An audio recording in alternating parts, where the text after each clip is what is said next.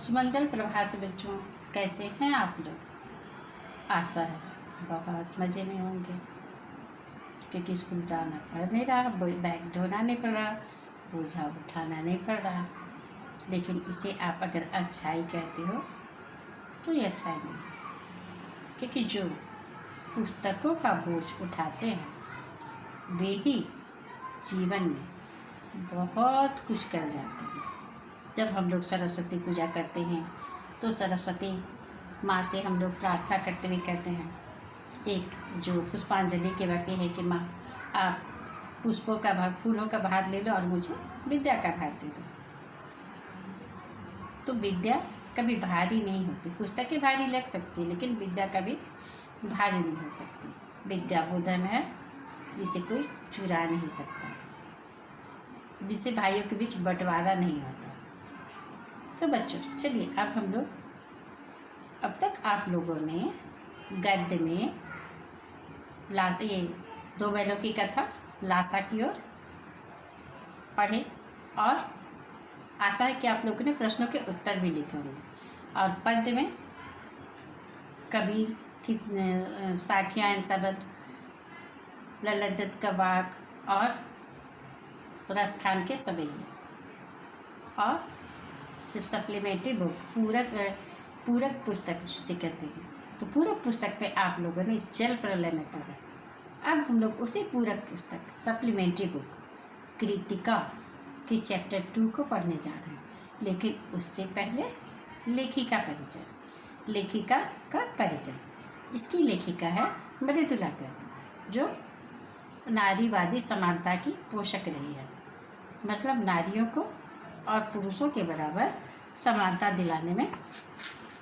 तो लेखिका बताना चाहती है कि उनके जीवन पर जो प्रभाव पड़ा वो किन स्त्रियों का प्रभाव, उनकी नानी, उनके परदादी और भी बहुत सारी महिलाएं हैं जो हम लोग पाठ में देखें। चलिए पहले हम लोग लेखिका के जीवन के बारे में पढ़ते हैं। समकालीन हिंदी कथा साहित्य के महत्वपूर्ण हस्ताक्षर मृदुला गर्ग का जन्म कोलकाता में हुआ था। हिंदी लेखन का कार्य करती, लेकिन उनका जन्म बंगाल के कोलकाता में हुआ था। उन्होंने दिल्ली विश्वविद्यालय से MA अर्थशास्त्र इकोनॉमिक्स में उन्होंने MA किया।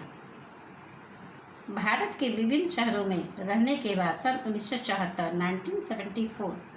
में से दिल्ली में रहकर स्वतंत्र लेखन, दिल्ली में रहने के बाद उन्होंने स्वतंत्र लेखन, फ्रीलांसर राइटर जिसको कहा जाता है, फ्रीलांसर पत्रकार होता है, स्वतंत्र पत्रकार जो किसी चैनल, किसी कंपनी या किसी अखबार से जुड़ा है तो अपने आप लिखता है और किसी न किसी प्रेस को वो देता। तो इसी प्रकार ये मतलब कि स्वतंत्र लेखन में बिलीव करती थी।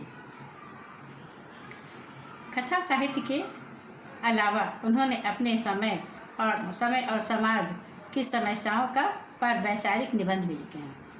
कथा कहानियाँ लिखने के बाद उन्होंने समाज में जो व्याप्त बुराइयां हैं या समस्याएं हैं, उन समस्याओं का भी विस्तृत अध्ययन करके उसके बारे में भी उन्होंने लिखा है।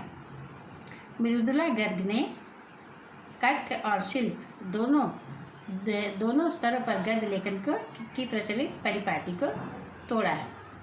कथ्य और शिल्प, कथ्य मतलब जो कहानी एक लीक पर चल करके जैसा सब राइटर लिख रहे हैं मुझे भी वैसा ही लिखना है। और शिल्प भाषा के अलंकार छंद बंध में बांध करके सजा कर संवार कर जो पेश किया जाता है, तो उन सारे लीक को इन्होंने तोड़ा है और इन्होंने स्वतंत्रता पूर्वक जो उनके मन में आया उसी प्रकार उन्होंने उसे लिखा है। तो ये मृदुला गर्ग का परिचय है।